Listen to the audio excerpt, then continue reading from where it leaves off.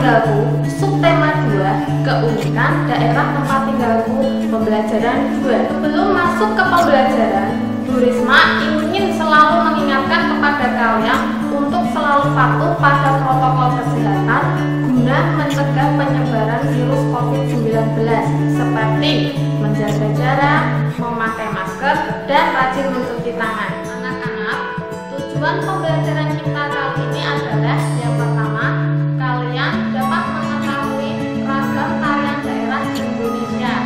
Yang kedua, kalian dapat mengetahui pengertian gerak tari dan ragam tari kreasi daerah berdasarkan jenisnya. Kemudian yang ketiga, kalian dapat menuliskan tokoh protagonis dan tokoh antagonis dari sebuah cerita fiksi. Kemudian yang keempat, kalian dapat menjelaskan contoh pengaruh budaya dan adat beda di lingkungan sekitar.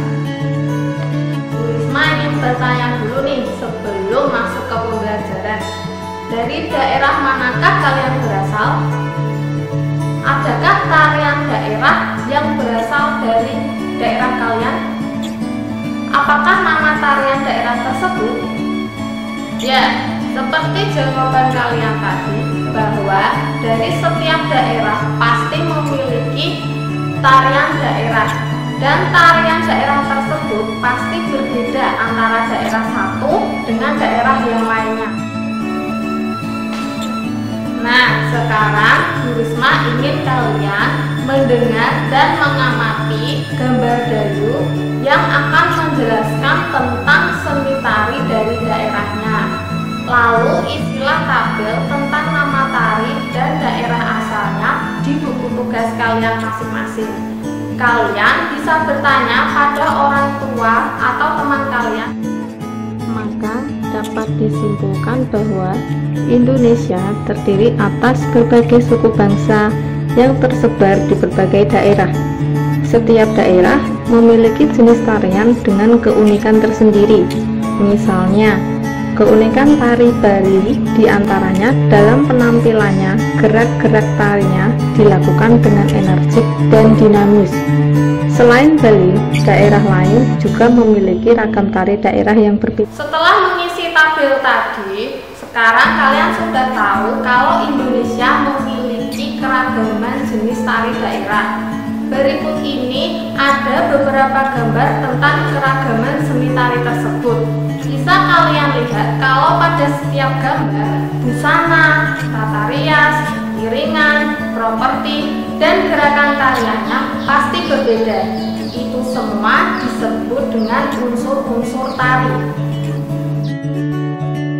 Kesimpulannya adalah ada dua jenis karya tari, yaitu tari tradisional dan tari kreasi baru. Tari tradisional adalah tarian yang telah mengalami perjalanan sejarah cukup lama. Contoh tari tradisional yaitu tari Serimpi Sangopati dan tari Gambyong dari Jawa Tengah. Sedangkan tari kreasi baru sering disebut tari modern. Tari kreasi baru merupakan karya tari garapan baru. Contoh dari tari kreasi baru yaitu tari Manuk Rawe, Garuda Wisnu, dan Belibis dari Bali. Nah, sekarang kalian sudah tahu di mana letak perbedaan antara seni tari tradisional dengan seni tari modern.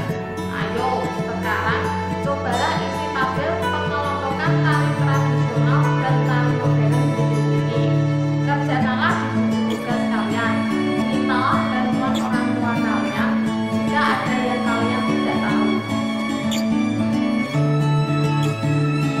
Selanjutnya, setelah kalian memahami jenis tari tradisional dan tari modern, ingin berbagi cerita tentang seni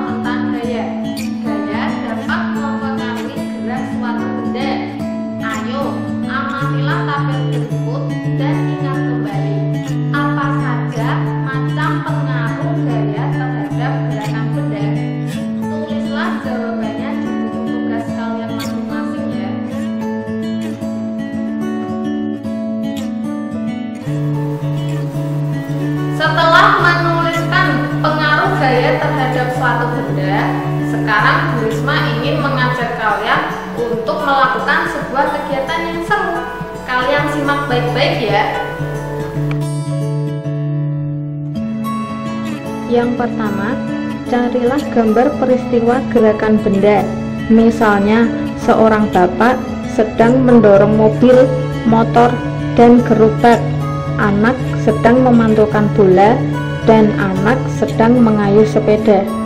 Yang kedua, tempelkan gambar yang telah kamu peroleh pada kotak dalam tabel berikut. Berilah keterangan mengenai pengaruh gaya terhadap gerakan bendanya. Demikianlah pembelajaran dengan Bu Risma hari ini. Pada pembelajaran hari ini, kalian sudah belajar tentang ragam jenis tari daerah di Indonesia. Kemudian mengetahui tokoh protagonis dan antagonis dari sebuah cerita fiksi. Dan tahu berbagai contoh pengaruh gaya terhadap gerak suatu benda. Semoga video pembelajaran ini dapat membantu kalian belajar di rumah. Terima kasih atas perhatiannya. Sampai jumpa di pembelajaran berikutnya.